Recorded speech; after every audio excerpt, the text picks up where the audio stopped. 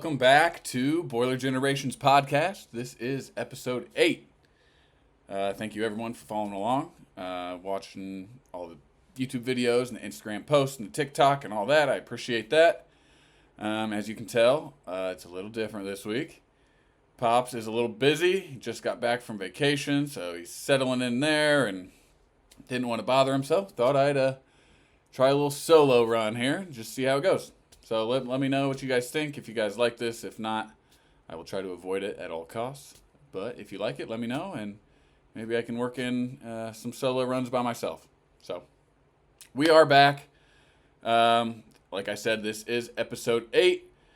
Happened during the holiday season, so it's been a little weird with the schedule and releasing stuff. I think it's been 2 weeks now, I believe, since the last episode. And so sorry about that. I will try my best not to do that. It is a more consistent basketball schedule now. So it's going to be a little different schedule. It may not be every Friday, but I'm going to try to get something consistent.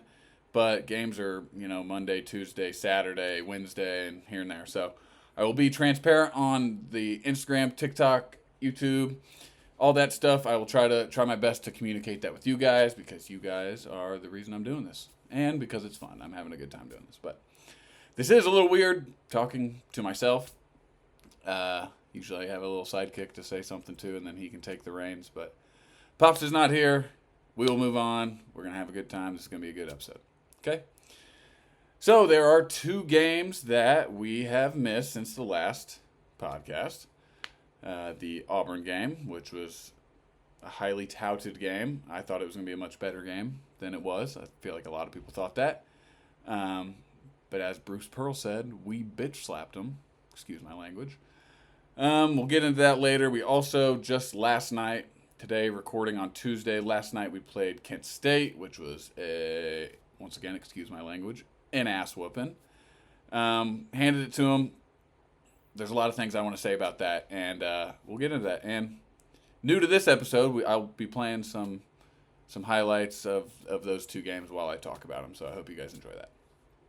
But first things first, for the Auburn prediction, there were, I believe, I wrote it down, there were 12 of you guys that predicted it, so thank you for that. That's awesome. I love going through all the predictions and seeing who's close and seeing who's way off. Like me, I was way off. But one person won with a difference of 12 points, and picking Purdue to win was my sister-in-law, Emily Klein. Congratulations, Emily. I'll give you a round of applause. Good job. Emily, you said, or she said, whatever, 89-71. The score was 88-60 with a difference of 12 points. Got pretty damn close. Mostly everyone had it within a 10-point game.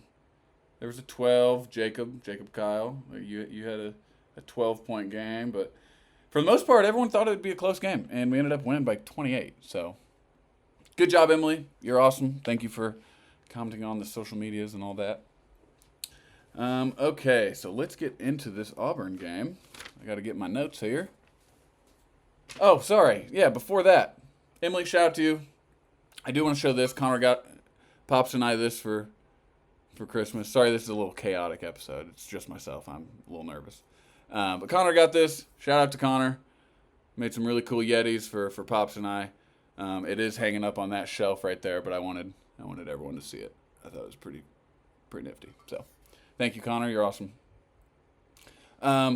So segments are going to be a little weird. There's not going to be a Boiler Legacies, obviously, because that's Pops, and I don't want to just take it from him. But I still want to do my this date in Boilermaker history. Let's see. We are going all the way back to January 1st, which is when this will come out. This will be a New Year's episode. It'll be the first episode of 2026. Hopefully there's going to be at least 52 episodes in 2026, one a week. But January 1st, 2017, Purdue is ranked 15 and loses at home against Minnesota, who we just beat a couple weeks ago, 91-82 in overtime. Okay? I don't necessarily remember this game, but I remember the team. Starting lineup was P.J. Thompson, I presume was at the 1. Carson Edwards legend, Purdue legend at the 2. Dakota Mathias, dog, talked about him before in this, at the 3. Biggie, Caleb Swanigan, rest in peace. He definitely Purdue legend for sure. He was amazing. And Isaac Haas at the 5 to round out the starting lineup. So, since I can't give Pops the trivia, I'm going to put it out to you guys. Please comment with your answers. There's going to be 2 questions. Once again, it was January 1st, 2017. P.J. Thompson, Carson Edwards, Dakota Mathias, Caleb Swanigan, Isaac Haas. Okay? We lost in overtime to Minnesota. Here is the trivia question. Ding, ding, ding. Trivia number 1. What single game school record did Biggie, a.k.a. Caleb Swanigan, tie in this game? So, like, what single statistic category did he tie for the school record in one single game? Okay? You guys got your answers? Put it down below. I'm not going to tell you. But a sub-question to that one is he is tied, at the time, he had the standalone record of this category. Now, present day, 8 years later, he is tied with another Purdue legend for this record. So I guess that's a little hint. So put who you think for the first one, and then give me your sub answer, your A1. Give me your sub answer for that one. Okay, got it? Thinking? Do it. Comment. Type. Oh, I can hear you typing. Okay. Secondly, I had a tough time wording this one. I was wording it for Pops, but now that he's not here, let's see if I can get this out in a way that makes sense. If it doesn't make sense, let me know. Okay, so what Indiana native, so he's from Indiana, transferred to Purdue from Michigan this year, 2016-2017 season, was his 5th year and final college season that he played with Purdue. That didn't make sense. Coming out of my mouth, that was confusing. Okay, what Indiana native who transferred from Michigan played his graduate season, his 5th year at Purdue in the 2016-2017 season? Okay, so he played from 2012 to 2016 at Michigan, and then came and played his 5th year at Purdue. You guys got it? I hope that makes sense. If it doesn't, make fun of me. I don't care. All right. You thinking? Okay, here we go. Oh yeah, type. I hear it. Okay, there's your trivia for the week. Whoever gets it right, I'm sure some of you will get it right. I know a lot of you probably know Purdue history and old Boilermakers, especially the last one. I feel like the Michigan part gives it away.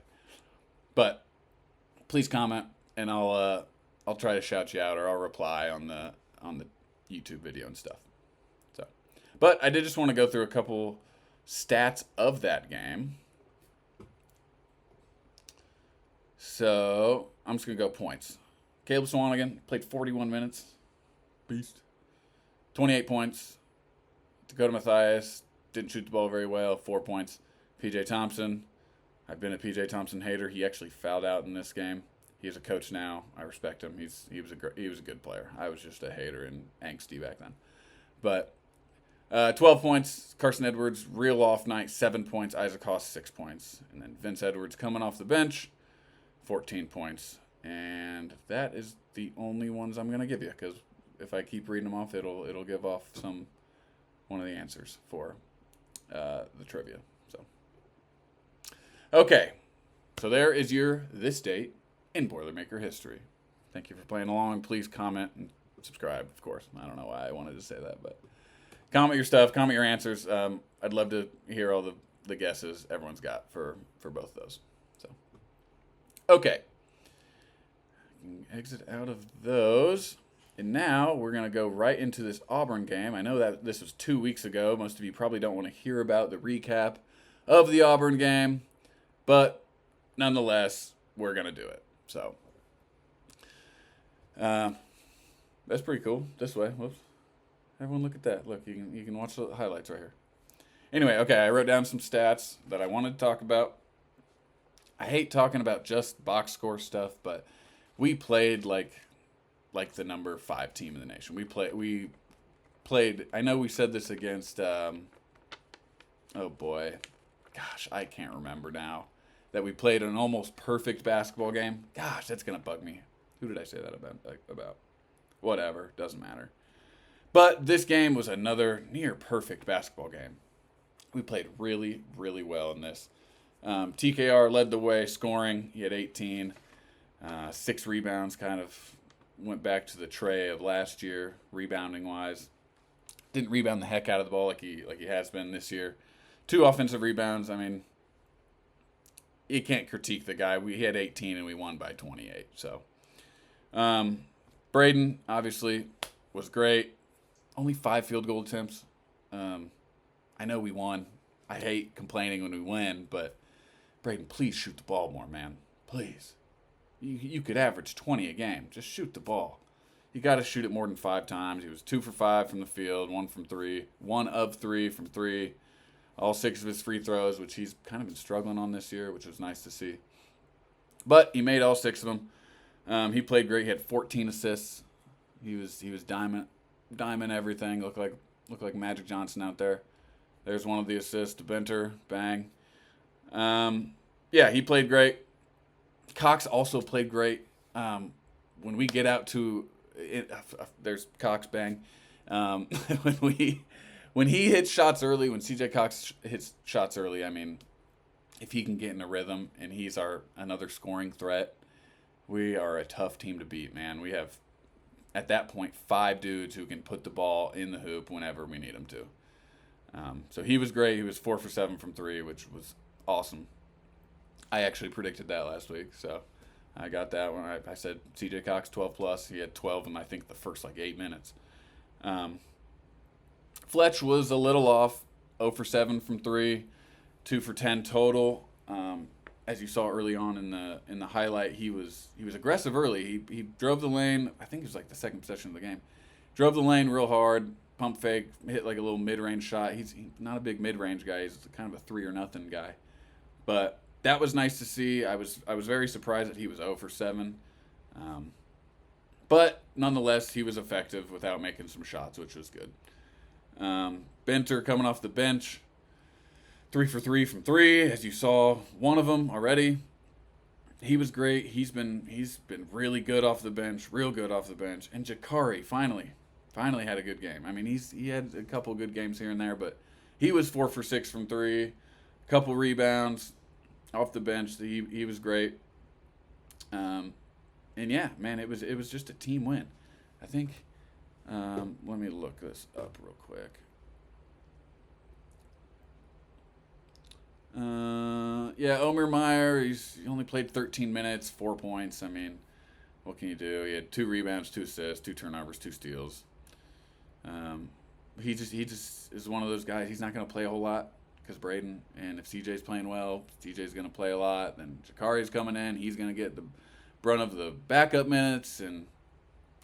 But I'm excited. I like Omer Meyer a lot. I got a Omer Meyer jersey coming for Christmas that didn't get here yet. Thank you, Mama Klein, Emily. Thank you, the Klein family. Love you guys.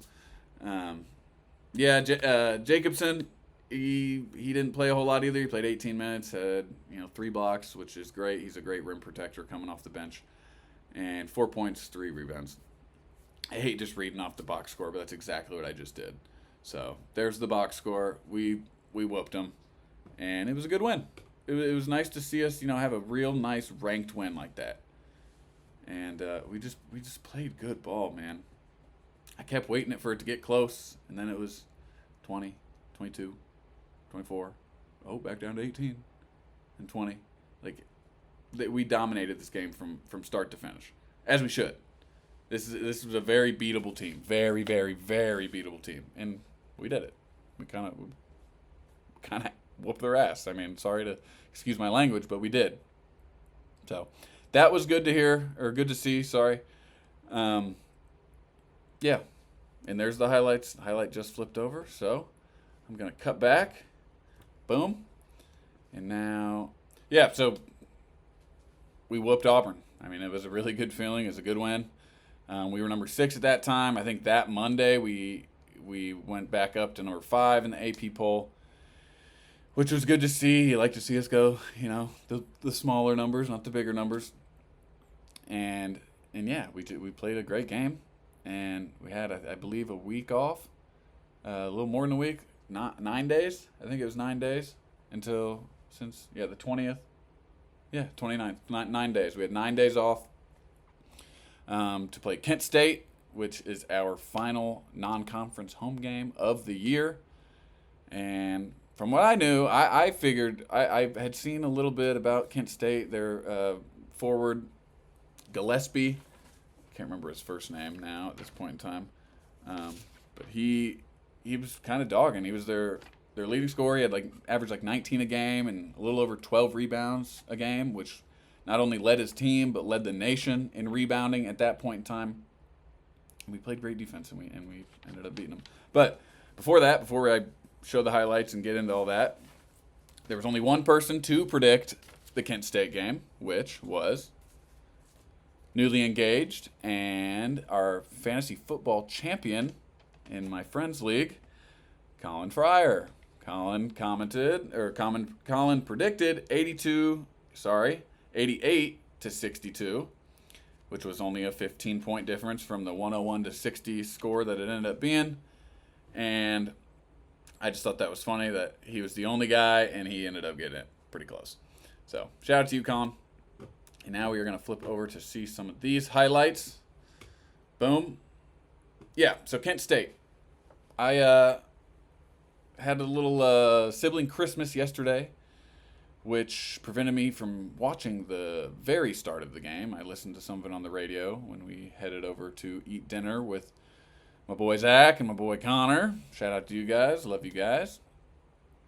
And yeah, I mean, we dominated from the opening tip. There was no question. I thought it was going to be closer than it was. I didn't think it was going to be a 40. What did it end up being? 41. I didn't think it was going to be a 41-point game. But I thought it was going to be kind of like an Akron game, kind of like hang around the 20-point, maybe a little less, maybe a little more. But that was not the case. So again, I'm going to read. I hate reading the box score because that just doesn't tell the whole story. But I do want to point out some things. Of course, Jack Benner with his career high coming in off the bench, 6 for 6 from 3. From the Auburn game, he was 3 for 3 from 3, and then 6 for 6 from 3. He made his last 9 threes in game, which is incredible. He was hot. He was taking a couple of heat checks there at the end, and he made them, and it was cool to see. I'm a big fan of Jack Benner. But other than him, Fletch, although he didn't shoot the ball well, still, was our second leading scorer, had 19. He was 3 for 10, which is not good after going 0 for 7 against Auburn. 3 for 17 in his last 2 games from, a kind of like a career 40% shooter. Not great, but still effective. He was 4 for 5 from 2. So I've always been a big fan of Fletcher getting into the paint and, if not drawing a foul, hitting a little mid-range. He doesn't do it a whole lot, but I like it. I've talked to people in the past or whatever in passing, and they don't like it when he drives. It makes them nervous, but I like it. I think he's got a good game. I don't know. He can do more than just shoot threes. But it's nice that he can do that when he's not making threes, but I'd obviously rather have him make 8 threes a game, which would be cool. But Braden, another good game. Didn't shoot the ball a whole lot. 12 points, 8 assists. Shot the ball 9 times. Missed both of his threes. Not great. Not horrible, obviously. He still commands the game. I mean, he is in charge of the game when he's in, whenever he is. Cox didn't really show up a whole lot. He was 2 for 3, had 2 points. Nothing crazy. TKR kind of, set the standard in the first half. He came back to his this year ways and rebounding the heck out of it. Had 15 and 12. I think he had 11 in the first half, I believe. You guys can check me on that. He made a 3, which is awesome. I love seeing TKR shoot threes. He's got a nice jumper. But yeah, that was really it. Jacobson off the bench, 11 points, 7 of 7 from the free throw line. There's not a whole lot of things I like more than seeing a 7'4" guy shoot free throws really well. We were kind of spoiled with Zach Edey, and now if Jacobson's going to do the same thing, that's awesome. I love that so much. But yes, we held their guy, their stud, Gillespie to 9 points, 4 rebounds. Like I said earlier, averages 19 and 12. Played some great defense. I think he got into some foul trouble, so he came out early in the first half. But nonetheless, played great defense. Oscar and TKR and Benter even and Jacobson played great defense. It was just an all-around, another great team win. And it's just really good to see, man. I mean, we are playing basketball the way this team can and should. Just playing balls to the wall, killing dudes. I mean, that's what I want to see from this team. We can beat. We are a great team, incredibly deep, fantastically coached. Have 2 of the best players in the nation. I mean, we got to be. We could do this to Big Ten teams. We can beat Big Ten teams by 40. We're that good, in my opinion. But another great win. Shot 56% from the field, 39 from 3. You love it when you're hovering right around that 40 range for 3-point attempts. And I think we went 17 of 19 from the free throw line, which back-to-back last game against Auburn we were 10 for 10. So the last 2 games were 27 to 29, whatever that math is. Somebody can do that. I can't do that in my head. So whatever that is, we're playing great. All right, highlights over. Cut it back. Here we go. So another great team win. Like I said, I think I've said that like 4 times now, but it was nice. It's nice to see a butt whooping, especially for the last non-conference game. We are heading into the Big Ten season, as everyone loves. Everyone loves watching Big Ten basketball. Except, I can't say everyone. I love watching Big Ten basketball. It's one of my favorite things. But we are playing a team that we've had some battles with over the last few years. They haven't been great, but they're never slouches. Definitely not slouches. Is Wisconsin Badgers. They are a kind of middle of the pack Big Ten team right now. I think they're 8-4. As of tonight, the Tuesday the 30th, they are playing. I think at like 8:30. So they could be 9-4. They could be 8-5. Whatever it may be. They are a good team. They got some dudes on their team, for sure. They're not ranked, but it's going to be a tough battle. It is in Wisconsin, where Purdue's kind of always struggled to play really well.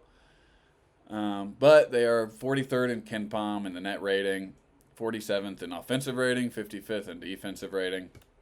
Nothing that's going to, no numbers that's going to jump out and be like, whoa, oh my gosh, I can't believe this team is that good or that bad at something. Well, I guess you could say that bad at their scoring defense. They give up 74.2 points per game, which is 206th in the nation. Not great. But their offense, they score 83, almost 84 points a game, which is, 78th in the nation. It's nothing to shoo off. I mean, that's a team that can put the ball in the bucket. And if we, don't play defense, that, may give us some issues. They give up, they're 277th in 3-point defense. Their opponents have shot 35% from 3 this season, which I'll take that. If Purdue shot 35% from 3 for a game, I mean, I'll take it. It's nothing crazy good. It's nothing crazy bad. It's right there, right? We're kind of excuse me, right? Kind of where you want it. But nothing else really. Not a great defensive rebounding team. Not a great offensive rebounding team. Just kind of middle of the pack team. But they do have 2 dudes that I do want to point out for everyone, whatever, listening. Nick Boyd, 6'3" guard. He may give us some issues. He is their leading scorer, averaging almost 20 a game, a little over 19, almost 20. Earlier in the season, they lost to BYU, who is I think they're still top 10. I'll have to look at that right now. I'm not keeping up on my BYU basketball, sorry. But they were top 10 early in the season when they played. He had 16. He didn't have an awful night. He had 16 points, shot 50%. But he didn't make a 3. That's kind of the one thing he hasn't done that well this year. He's 30% 3-point shooter. I don't think he's really anything we have to really worry about. He is probably their best player. Him The other guy I want to talk about, Nolan Winter, their 7-foot forward, which might cause some matchup issues for us. Is Clough going to guard him? Is TKR going to guard him? I mean, who knows? He's their leading rebounder. He's had 10 or more rebounds in 7 other 12 games. He might be 8 of 13 tonight or 7 of 13, whatever. But averaging 14 points a game. He can shoot it a little bit, only shooting 27% from 3, which isn't great. But he's I remember him from last year. He's kind of gave us some fits last year for sure. Good rim protector, averaging a little over a block a game. He's 7 foot, man. He's gonna get a block or two here and there. But they played Nebraska. I think it's one of their 2 Big Ten games they've played. Yes, they've played 2 Big Ten games. They beat Northwestern by 12 at home, and then lost by 30 to Nebraska, at Nebraska. Which I know Nebraska's ranked this year, and they're playing pretty well, but it's not a good loss, especially getting blown out like that on the road with a conference opponent. Not a good look, but yeah. So I'm looking forward to it. It's gonna be, I think it's Saturday. I believe it is Saturday. I know I'm sounding like a casual, probably looking like a casual. This is all weird. I'm sorry, everybody. But I'm going to give out my prediction for the Wisconsin game. I think we are going to win 85-71. 85-71. That is my call. I'm not going to do the player predictions. I'd rather just do the score. It's hard to keep track of all the player predictions, especially when Pops is doing most of the starting lineup, and I'm like, come on. But I think we're going to win, 85-71. I think we'll win pretty handily, but we'll see. We'll see how it goes. Should be a good game. It'll be a fun game to watch. First game of 2026. And, yeah, I think that's about it. So I hope you guys enjoy the new setup. I know it's just me. There's no banter, no nothing. But nonetheless, I love doing this. I love talking Purdue hoops and just sports in general. And if you guys are gonna watch and be fans or critique me or whatever, please do. I appreciate it. I really like this, and it's hopefully gonna be my job one day. And yeah, I'm just gonna keep doing this. So, all right. That's been another episode of Boiler Generations. Miss you, Pops. And we will see you next time. Love you. Bye.